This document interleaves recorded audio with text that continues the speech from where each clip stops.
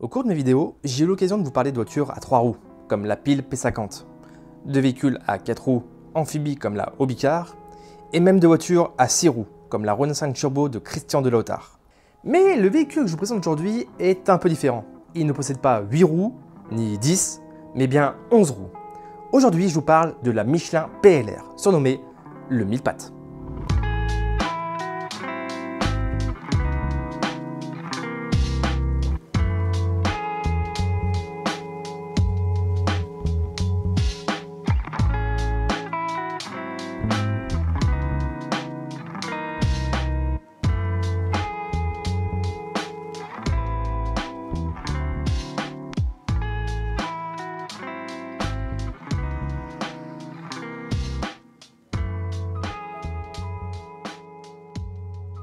Petit disclaimer, j'ai déjà abordé la PLR dans un format vertical. Mais j'ai surtout fait une vidéo complète parce que je trouve que l'histoire de Michelin est aussi, voire même plus intéressante que le sujet initial. Si vous voulez simplement savoir ce que c'est que la PLR, je vous mets une fiche en haut à droite. Pour les autres, je vous souhaite un bon visionnage. Avant de vous parler de la PLR, il faut que je vous parle de Michelin. Bon, je suppose que vous connaissez tous Michelin au moins de nom. Mais savez-vous que le leader mondial du pneumatique vient de Clermont-Ferrand? Et surtout que Michelin, ça date pas d'hier. L'entreprise a été fondée en 1889 par André et Édouard Michelin. Et à leur début, ils ne faisaient pas de pneus. Mais ils travaillaient déjà le caoutchouc. Ils ont même fabriqué des patins en caoutchouc pour freiner les voitures à cheval et les vélocipèdes. En 1891, Michelin se lance dans le pneu de vélo, après avoir réparé le pneu crevé d'un cycliste anglais. Et ce pneu était une innovation de John Boyd Dunlop, qu'il avait inventé en 1887. Bien qu'un Écossais ait eu l'idée en 1845, mais sans succès. Le pneu de Dunlop devient un succès dans le monde du vélo, utilisé par les plus grands champions de l'époque. Mais le problème avec son pneu, c'est qu'à réparer, c'est long. Édouard Michelin réalise le potentiel du pneu gonflable et décide de créer son propre pneu, mais cette fois démontable. L'avantage, c'est que le pneu de Michelin, il faut uniquement 15 minutes pour le réparer, alors que le pneu de Dunlop, il faut plusieurs heures. Le brevet est déposé en juin 1891. Et la même année, Charles Théron remporte la course Paris-Brest-Paris sur un vélo équipé de pneus Michelin. Gagner une course avec ta marque, c'est déjà un bon coup de pub, mais Michelin va aller plus loin que ça. Le 5 juin 1892, Michelin va organiser une course Paris-Clermont-Ferrand. Sur le trajet, Édouard Michelin va semer des clous un petit peu partout, bien sûr sans prévenir les coureurs. Le but était de montrer que leurs pneus étaient faciles et rapides à réparer. Cette épreuve sera surnommée la course aux clous. Et le pire, c'est que ça a marché parce que suite à ça, la même année, les ventes de Michelin explosent et Michelin commence à vendre enfin à l'international. À la fin du 19e siècle, l'automobile est en plein développement, ouvrant un nouveau marché aux fabricants de pneus. Mais à l'époque, communiquer sur l'innovation, c'est pas si simple. Aujourd'hui, avec Internet, tu n'as pas encore le temps de créer l'innovation que tout le monde le sait déjà. Mais à l'époque, le moyen le plus simple et efficace, c'est la compétition. Le 11 juin 1895 a lieu ce qu'on peut considérer comme étant la première vraie grande course automobile, Paris-Bordeaux-Paris. Les frères Michelin y participent avec l'Éclair, un véhicule bricolé à partir d'un châssis de Peugeot et d'un moteur de bateau. Bon, le seul truc à prendre en compte, c'est que le moteur de bateau étant plus gros que le moteur d'origine, il était mal placé, mal équilibré, ce qui fait que la voiture était constamment en train de zigzaguer, d'où son nom de l'Éclair. Mais ce qu'il faut noter surtout, c'est que c'est la première voiture à courir avec des pneus comme on l'entend aujourd'hui. À l'époque, on était plus sur des roues en bois ou en métal, avec soit un cerclage tout le long de la roue, en ferraille, ou alors juste une vulgaire bande de caoutchouc. Malheureusement, pour l'issue finale de cette course, les frères Michelin seront disqualifiés pour avoir dépassé le temps imparti. L'année suivante, les frères Michelin vont quand même réussir leur coup de pub, avec Ernest Ardekon, pardon pour la prononciation, qui termine 7ème de la course en 75 heures et 29 minutes, sur une voiture équipée de pneus Michelin. Il dira même, un véhicule, s'il veut une bonne allure, doit armer ses roues de matelas d'air, qui amortit toute secousse, qui boit l'obstacle, comme dit Monsieur Michelin, qui n'a pas tort. Cette phrase, les pneus boivent l'obstacle, elle va vite devenir célèbre. Le coup de pub est impressionnant, mais ce n'est pas le seul. Après avoir fait connaître son nom, il est temps pour Michelin de communiquer sur l'image. Un jour, en 1894, Édouard Michelin voit un empilement de pneus qui fait penser à la forme d'un bonhomme. Plusieurs dessinateurs sont sollicités et c'est en 1898 que le bonhomme Michelin fait son apparition. Je vous présente Bibendum. Le personnage est accompagné de la phrase « Nuc et Bibendum », qui signifie « c'est maintenant qu'il faut boire », tiré d'un vers du poète Horace, écrit en 23 avant Jésus-Christ. Cette citation est transformée en slogan publicitaire, le pneu Michelin boit l'obstacle. J'aurais jamais cru que je prononcerais le mot Jésus-Christ dans une vidéo. A noter aussi que Michelin a équipé la Jamais Contente. C'est son vrai nom. La première voiture a dépassé les 100 km/h en 1899. Et tout cela avant la fin du 19e siècle. Je connais pas beaucoup de marques aussi vieilles qui ont aussi bien communiqué dès le début. Michelin a su s'imposer dans tous les domaines, que ce soit les vélos, les voitures haute vitesse et dès 1910, les camions avec les premiers pneus jumelés. Bon, avançons un peu dans le temps, une opportunité intéressante va se présenter pour Michelin.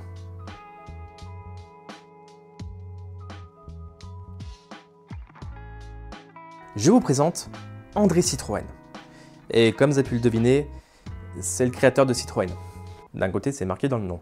André Citroën est un industriel, peu importe ce qu'il fabrique, tant que ça rapporte, lui, il le fait. Il sera l'un des premiers à communiquer son nom. Ce qui peut expliquer pourquoi, le 4 juillet 1925, il y a marqué Citroën sur la Tour Eiffel.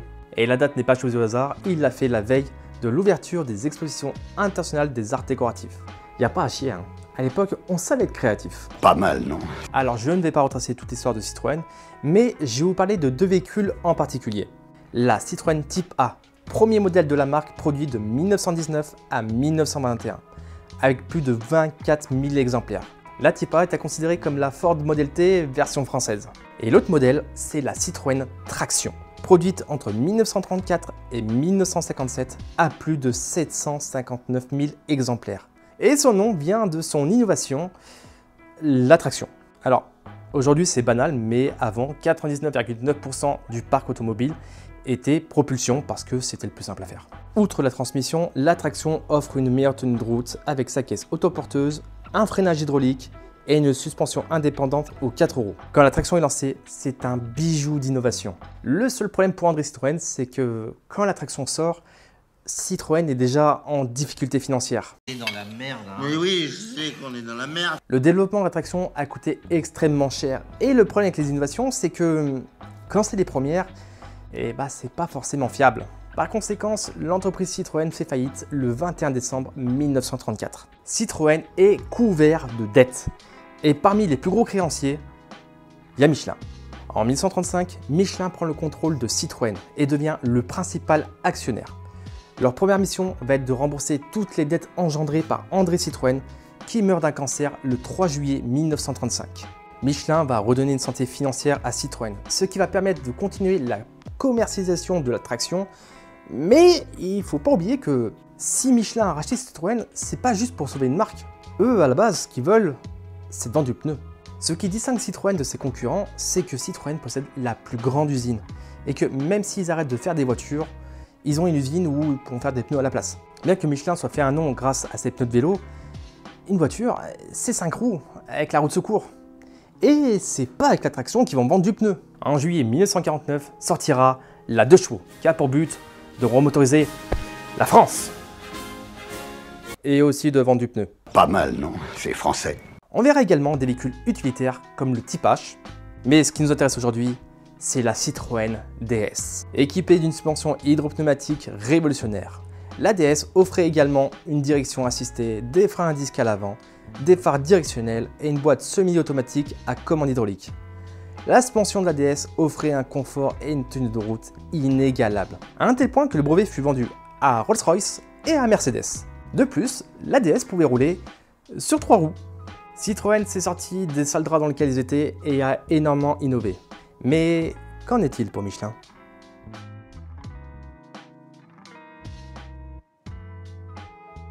Nous sommes dans les années 70 et l'automobile évolue rapidement, allant toujours de plus en plus vite. Michelin se pose la question depuis un long moment, et si le poids lourd de demain pouvait atteindre des vitesses très élevées, genre 180 km/h? Il faut aussi prendre en compte qu'avant novembre 1974, il n'y a pas de limite de vitesse. Il y a des vitesses conseillées, mais en soi, si tu as envie de taper un 180 km/h, en fait, tu y as le droit. Tu peux le faire.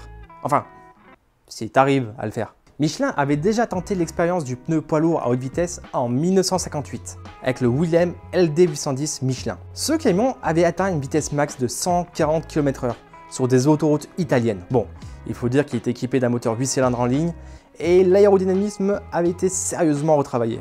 Mais dans les années 70, un poids lourd, ça plafonne à 90-100 km/h pour les plus rapides. Et certains vont me dire, oui, mais tu mets un moteur qui fait 1000 chevaux et puis c'est bon, l'affaire est réglée, on n'en parle plus. Oh oui, clair, oh. Oui, mais faut-il trouver un pneu capable de tenir la distance à ces vitesses-là? C'est pour ça qu'en 1972, Michelin va créer le premier véhicule laboratoire, la Michelin PLR, surnommée la DS 1000 pattes. Dès 1970, Michelin pressentait l'avènement du poids lourd rapide. Il lui fallait donc trouver un moyen pour tester ses produits dans des configurations réelles d'utilisation.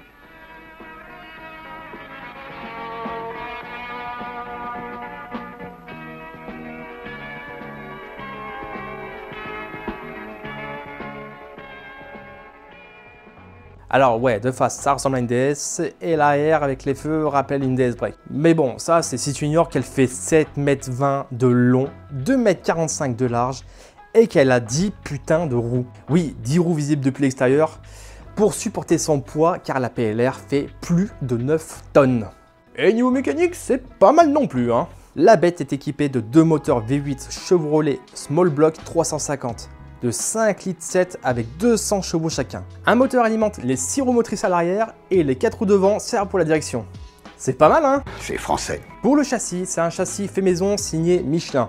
Pour le reste, ils ont un peu pioché dans le stock de Citroën. La suspension, ils ont repris celle de la DS avec son système hydropneumatique. Et les carrosseries, bah c'est en partie celle de la DS aussi. Les ouvertures sur le côté, c'est pour refroidir les deux moteurs qui sont reliés à 2 boîtes hydramatiques avec des commandes synchronisées. Bref, ils ont bricolé un monstre avec ce qu'ils avaient sous la main. Mais si vous avez bien suivi, j'ai pas parlé de 10 roues, mais bien de 11 roues.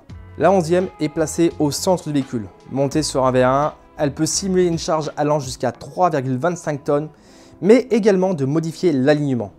Le tout alimenté par le second moteur, ce qui nous donne une cylindrée totale de 11,4 litres. Et ce monstre pouvait taper du 180 km/h pour une consommation estimée à 100 litres au 100. Ça fait beaucoup là, non? Au début, la PLR a roulé sur route ouverte et elle a fini sa carrière sur le circuit Michelin avant de prendre sa retraite. Comme j'ai dit précédemment, 1974, les premières limites de vitesse arrivent, que ce soit sur route et autoroute. Et 1990, les limitations de vitesse pour les poids lourds commencent à arriver avec le fameux 90, 80 et 50. Alors oui, je suis le premier à râler quand tu sais que tu dépasses de 10 km/h, sachant que tu perds un point et que tu tapes une amende de 45 €, voire jusqu'à 180 € si tu traînes trop. Mais il faut avouer que les limitations de vitesse ont réellement sauvé des vies. Le taux de mortalité sur les routes a diminué depuis. Sachant que quand tu vois un 7,5 tonnes qui se crache à 50 km/h, je crois que des images valent mieux que 1000 mots, comme on dit.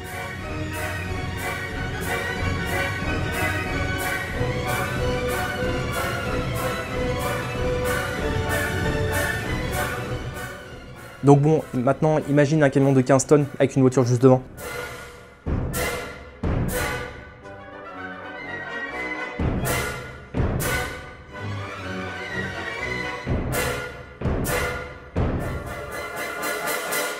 Et paf, ça fait des chocs à pic.